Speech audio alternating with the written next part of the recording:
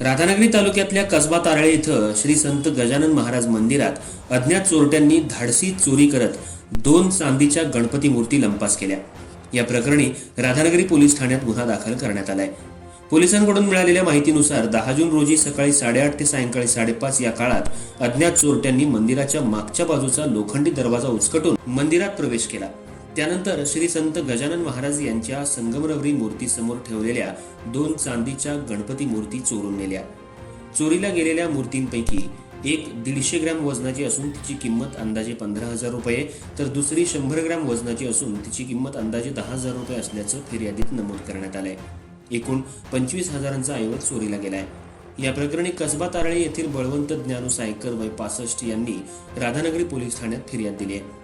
पोलिसांनी अज्ञात चोरट्याविरोधात गुन्हा क्रमांक 185/2025 अन्वये भारतीय न्याय संहितेच्या कलम 305 आणि 331(3) अंतर्गत गुन्हा दाखल केलाय।